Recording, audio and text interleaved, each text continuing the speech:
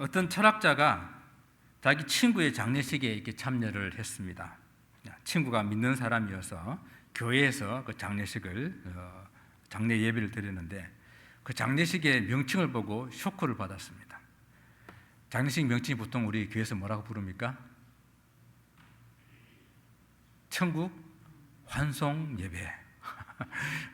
사람이 그 단어를 보고 쇼크를 받은 거 아니, 사람이 죽어서 슬프고 가슴 아픈 그런 시간인데 이 시간을 사람들은 찬송을 하고 또 감사하다 그러고 고인을 환송한다 그러니까 이해가 되지 않는 것입니다. 그리고 이제 마지막 하간 예배를 드릴 때 관을 내리고 고인들과 작별을 하고 며칠 후 요단강에서 만나리 이런 찬송을 부르면서 마치는 그 장례 예식을 보면서 이 철학자가 마음속에 질문을 하는 거예요. 저 사람들은 정말로 하나님이 있다고 생각하나 보다. 저 사람들은 정말로 부활이 있다고 생각하나 보다. 거기에 대한 심각한 질문을 가지고 그 사람도 교회에 출석을 하기 시작했다는 이야기가 있습니다. 여러분들은 부활을 믿으십니까? 아니, 부활 줄도 아는데 자꾸 왜 부활을 지난주부터 이야기하냐라고 이렇게 물어보니까 좀 불편하실 분이 있을지 모르겠습니다. 아니, 부활은 부활절만 고백하는 것이 아니고 항상 우리가 고백할 수 있어야 하는 것 아니겠습니까? 왜냐하면 우리 신앙의 가장 중요한 핵심 진리니까요. 매일 고백해야 하는 것입니다. 오늘 사도신경 했는데 여러분, 사도신경 할 때도 어떤 교회는 사도신경을 안 하는 교회들도 많이 있는데 근성근성하지 마시고요. 분명한 우리의 신앙 고백, 같은 신앙 고백, 그 안에 분명히 예수님이 부활을 믿는다고 다시 사는 것과 분명히 믿는다는 고백을 분명하게 할 수 있기를 바랍니다. 그러면 우리가 이렇게 분명하게 믿고 있는 우리 예수님의 부활 그리고 우리의 부활을 무엇으로 증명해 보일 수 있을까요? 부활을 설명할 수 있는 곳은 죽음이 있는 장소예요. 왜냐하면 부활은 죽어야 부활이 있기 때문에. 세상 사람들과 다른 죽음이 있는 곳을 찾아야 되지 않겠습니까? 세상 사람들과 다르게 죽은 사람을 보낸 곳을 가야 이곳에 가니까 부활을 이야기하는구나, 부활을 믿는 사람들이 부활을 노래하는구나, 부활을 소망하고 있구나 하는 것을 알 수 있거든요. 바로 그곳이 교회여야 되고, 그리고 교회에서는 항상 세상 사람들과 다르게 부활을 소망하고 부활을 소망하는 사람답게 살아가는 사람들이 모여 있어야 되는 것이거든요. 우리의 부활은 우리는 부활을 믿는 그런 신앙 공동체이기 때문에 우리의 삶 가운데 항상 부활을 나타내 보일 수 있어야 됩니다. 바로 오늘 사도 바울의 그런 고백이 바로 이런 고백이에요. 내가 부활을 믿고 있는데 무엇으로 부활을 증명해내며 무엇으로 부활을 내가 삶 가운데 고백할까? 그 고백이 나는 날마다 죽노라 하는 이 고백입니다. 예수 그리스도께서 부활하여 영원한 생명을 보여주시기 위해서 십자가에서 이렇게 먼저 죽으셨잖아요. 예수님께서 죽으심으로 다시 살아나심을 보여주시고, 그리고 우리가 이 앞에 본문에 보게 되면은 그분이 잠자는 자들의 첫 열매가 되었다라고 그랬습니다. 구태의 첫 열매라고 하는 이야기는 그 다음에 이을 열매들이 있다라는 말씀이죠. 예수님이 처음으로 부활하심으로 말미암아 그 부활이 모든 사람들의 부활의 보증이 돼서 그 부활로 말미암아 모든 사람들도 부활하게 되겠다라는 그런 말씀이죠. 예수께서 다시 이 땅에 강림하여 오실 때에 그리스도에게 속한 모든 잠자는 성도들이 우리 예수님과 같이 예수님처럼 예수님과 함께 이 부활하는 영광을 누리게 될 것입니다. 바로 이것이 사도 바울과 모든 사도들이 가르친 그런 복음입니다. 그런데 지난번에 말씀드렸듯이 초대교회 안에 있게 부활을 믿지 않는 사람들이 있어서 정말 이 부활이 확실하다고 가르치는 것에 대해서 오늘 다시 한번 이 사도 바울이 자기 고백으로 증명하고 있는 그런 말씀이에요. 근데 조금 우리가 먼저 29절 말씀을 한번 이렇게 보기를 원해요. 29절 말씀을 보게 되게 되면은 죽은 자들에 대해서 세례를 받는 이야기를 하고 있습니다. 여러분, 이미 죽은 사람들에서 세례 받는 것이 효력이 있다, 효력이 없다, 여러분 어떻게 생각하세요? 29절 보니까 만일 죽은 자가 도무지 다시 살아나지 못하면 죽은 자들을 위하여 세례를 받는 자들이 무엇을 하겠느냐? 어찌하여 그들을 위하여 세례를 받느냐라고 사도 바울이 물어보는 거예요. 여기서 죽은 자들을 위하여 세례를 받는 문제가 언급이 되는데요. 이 구절은 해석이 그렇게 딱 쉽게 이렇게 나오는 해석은 아니지만은, 그러나 성경 어디에서도 죽은 사람들을 대신하여 어떠한 것을 할지라도 이미 그 죽은 사람에게는 영향이 없다라는 것을 말씀하고 있어요. 죽은 사람과 산 사람과의는 어떤 관계도 이루어질 수 없다라고 말씀을 하고 있어요. 죽은 사람, 산 사람을 위해서 무엇을 할 수도 없을 뿐만 아니라 살아있는 사람이 죽은 사람을 위해서 무엇을 할 수도 없는 거예요.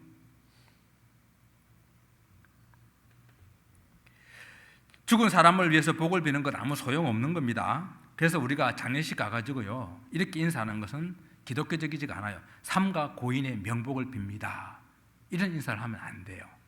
왜? 우리가 고인의 명복을 빌어줄 수가 없어요. 이미 돌아가셨기 때문에. 그거는 불교에서는 하는 인사예요. 앞으로 우리 교회에서는 절대 삼가 고인의 명복을 빕니다라는 인사를 한 줄이라도 하면은 제가 그렇게 하지 마세요. 그렇게 할 필요 없습니다. 삼가 고인의 명복은 우리가 빌 수가 없어요.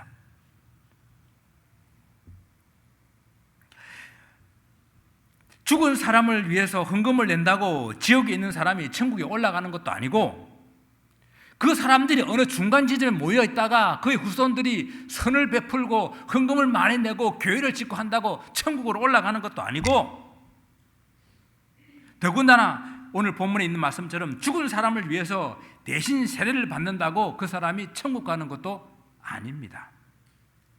여러분, 죽고 나면 다 각자 가야 갈 길로 가는 거예요. 한날 한시에 우리가 죽었다 하더라도 갈 길이 다 달라요. 믿는 사람과 믿지 않는 사람은 길이 다르다는 이야기죠.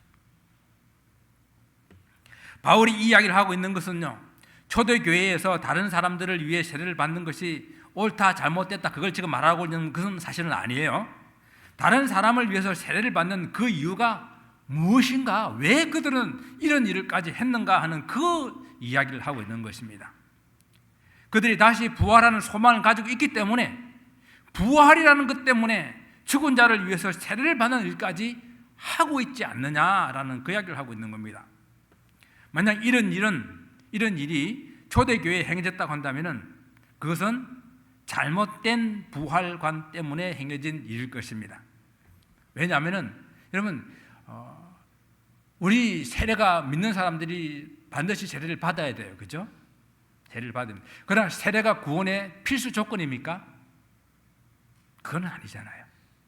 세례를 받아야 구원받는 건 아니잖아요. 구원받은 사람, 예수님을 믿고 영접하고 구원받은 사람의 표시로 세례를 받는 것이거든요. 그 고백으로 사람들 앞에서 세례를 받고 공동체로 이렇게 같이 합류하는 거거든요. 그런데 혹 믿기는 했는데 아직 세례를 받지 못한 사람이 이 구원을 받지 못하기 때문에 이 사람이 죽은 후에라도 다른 사람을 대신해서 세례를 받는 일이 초대교회에 있었다라는 거예요. 자, 어떻게 해서 이런 일이 생겼냐면은, 초대교회는 약 세례 믿고 난 다음에 세례를 받는 기간이 약 한 3년 정도의 긴 시간을 가지고 세례 교육을 하고 신앙 교육을 하고, 그리고 사순절 기간 동안 40일 동안에 집중적으로 교육을 해가지고 주로 부활절 때 세례 의식을 행했습니다. 근데 사람이라고 하는 것이 믿고 난 다음에, 예수를 영접하고 난 다음에 3년 동안 무슨 일이 생길 수 있잖아요. 그래서 그 3년 기간 안에 어떤 유고를 당한, 핍박을 받아서 죽는 그런 분들도 있었고요. 그리고 지병으로 죽는 경우도 있을 거예요. 사고로 죽는 경우도 있을 거예요. 이런 일들이 생기니까 그 예수님을 믿었지만 세례를 받지 못하고 죽은 사람을 위해서 대신 세례를 받는 일들이 생겨났다라는 거예요. 이에 대해서 실제적으로 크리소스톰이라고 하는 초대 감독으로 황금의 입이라고 아주 그 유명한 설교자인 그분의 기록에 이런 내용이 있습니다. 어떤 세례 문답자가 죽을 때 그들은 살아있는 사람을 죽은 사람 침대 밑으로 들어가게 해가지고요 물어봅니다. 세례를 받기를 원하십니까? 하면은 죽은 사람 대신해서 밑에 들어간 사람이 네 이렇게 대답하는 거예요. 그러면은 세례를 베풀어 주는 거예요. 이런 일들이 있었다라고 하는 거예요. 그러나 이것 또한 성경적이지는 않아요. 예수님을 믿고 영접했으면 구원을 받는 거예요. 그가 세례를 받았든 안 받았든 그는 주님이 부활하실 때, 주님께서 강림하실 때에 부활을 합니다. 맞나요? 틀리나요? 맞죠? 세례를 받았든 안 받았든 예수님을 믿고 영접을 했다고 한다면은 구원을 받아요.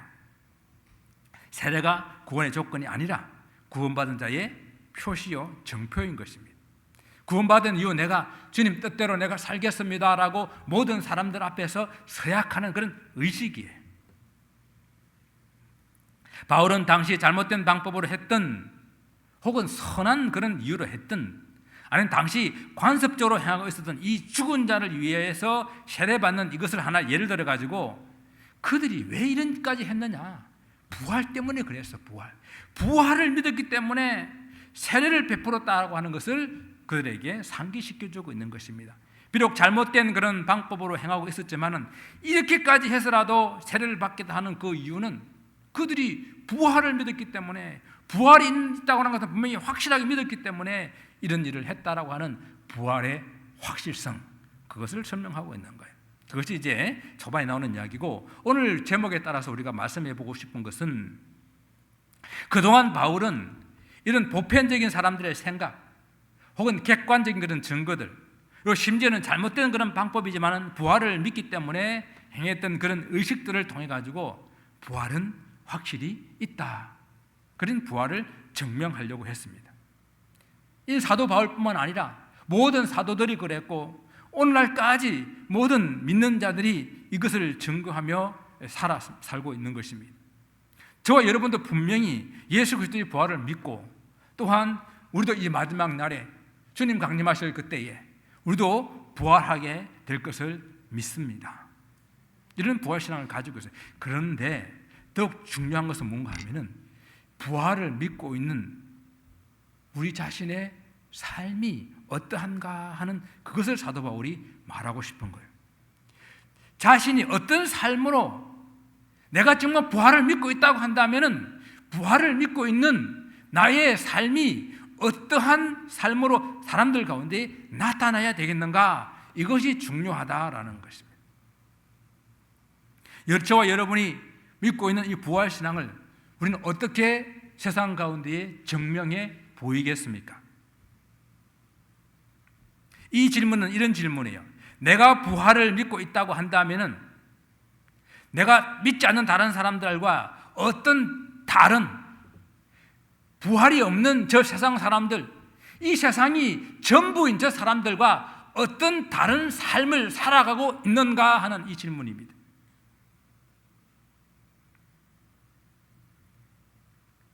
사도 바울이 초대교회 성도들에게 당신들이 부활을 믿고 있어요? 그럼 부활을 믿고 있는 당신의 삶이 어떤지 보여주세요라고 그렇게 질문을 하고 물어보는 것이 아니라 오늘 본문에서는 나는 이렇게 부활을 믿고 있는데 내가 부활을 믿고 있는 나의 삶은 이렇게 나는 고백합니다. 나는 날마다 죽습니다. 이 사도 바울의 고백이에요. 그래서 우리가 설교를 들을 때나 또 설교를 듣고 적용하게 될 때에 항상 1인칭으로 그리고 현재로 우리가 적용을 해야 되는 거예요. 나는 그런 부활을 믿고 있는데 현재 지금 나의 신앙생활이 어떠한가 이것을 가지고 이 오늘 설교 말씀을 함께 듣기를 바랍니다. 사도 바울이 나는 날마다 죽노라라고 하는 이 말은 현재의 삶에서 항상 나는 죽음과 부활을 생각하며 잊어버리지 않으며 살고 있다, 그렇게 살겠다라는 그런 의미입니다. 나는 날마다 죽는다는 표현이 실제로 오늘 내가 죽고 내일 아침에 다시 부활한다는 그런 의미가 아닌 것은 우리가 알죠. 원문을 직역하게 되면 나는 죽는다 매일매일, 그런 뜻을 가지고 죽음을 항상 목전에 두고 있는 그런 삶이다라고 이야기하고 있는 거예요. 우리는요, 죽음이 멀리 있는 것처럼 생각합니다. 그런데 실제적으로는 우리 살아가면서 죽음이 그렇게 멀지 않고 너무도 가까이 내 주위에 있다라는 것을 우리는 경험하고 있지 않습니까? 그런데 조금만 지나면은 우리는 금방 잊어버려요. 멀리 있고 우리는 마치 죽지 않을 것처럼 오늘을 살아가고 있습니다. 병원 원목으로 일하는 친구가 있는데요, 자주 사람들이 임종을 지킬 때가 있다고 합니다. 그런데 그분들이 돌아가시기 전에 이제 마지막 예배를 드린다든지 아직 살아계실 때에 더 이상 소망이 없을 때에 그분들이 하는 말이 늘 안타까워하면서 나에게 이런 시간이 찾아올 줄 몰랐습니다. 이렇게 끝날 줄 알았다면 저는 그렇게 살지 않았을 텐데요. 거의 공통적인 이야기라고 그래요. 아니, 그 나이 되시도록 어떻게 그 연세가 되시도록 깨닫지 못하고 살아가고 있는지.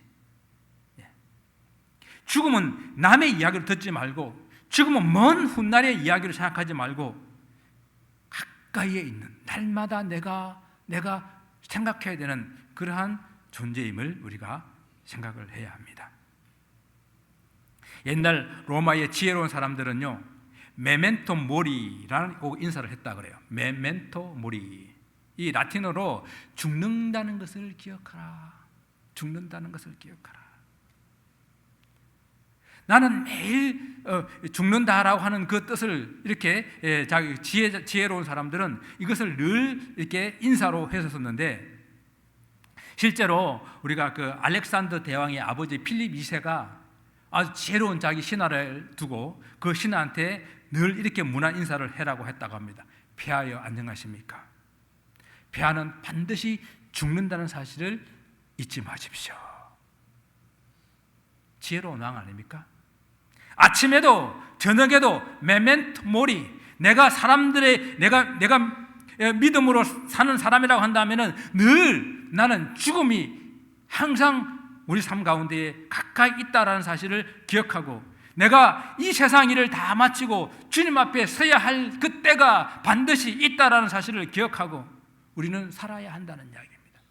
성경에서도 히브리서 9장 17절에 한 번 죽는 것은 정한 이치요 그 후에는 심판이 있으리라 말씀하고 있지 않습니까? 오늘 저녁이라도 당장 오라 하시면은 모든 것을 우리는 내려놓고 그냥 가야 합니다. 그런데 많은 사람들은 천국은 가고 싶은데 지금 당장은 아니라고 그래요. 천국은 다 소망하는데 지금 당장은 아니다. 여러분, 어떤 두 형제가 있었는데요, 자기들 선산에 그 묘자리를 이렇게 두는데 가장 명당 자리가 하나 있었다고 그래요. 그래서 세 아들이 서로 그 명당 자리에 내가 묻히겠다 싸우는데 결론이 안 나는 거예요. 그래서 그 마을에 지혜로운 어른한테 물어봅니다. 저 명당 자리는 내가 묻혀야 되겠는데 서로 이렇게 싸우니까 그분이 하는 이야기가 아무래도 답이 안 나오겠군. 먼저 죽는 사람이 좋은 자리를 차지하는 게 좋겠네. 그럼 누가 먼저 죽겠는가 했더니 아무도 대답을 안 했다고 해요. 좋은 곳 알아요. 그런데 지금 당장은 아니라 그럽니다. 어떤 그 가수가 부른 노래 중에 정말 금방진 노래가 하나 있더라고요. 제목이 100세 인생이라 그러던가? 들어보셨어요? 아니 60세에 저 세상에서 날 데리러 오거든 아직 젊어서 못 간다 전해라. 70세에 저 세상에서 날 데리러 오거든 할 일이 아직 많이 남아 못 간다고 전해라. 80세에 저 세상에서 날 데리러 오거든 아직은 썰만 해서 못 간다고 전해라. 90세의 저 세상에서 날 데려오거든 알아서 갈 테니 재촉하지 말라 전해라. 100세의 저 세상에서 날 데리러 오거든 좋은 날 좋은 시에 간다고 전해라. 이게 가만히 들어보니까 건방져도 이렇게 건방진 것이 없어요. 물론 요새 다 100세 인생이라 이렇게 하지만은 누가 장담하나요? 내가 장담할 수 없고요, 내가 거부할 수 없고요, 부르시면 가야 됩니다. 예. 우리가 부활에 대한 생각도 마찬가지예요.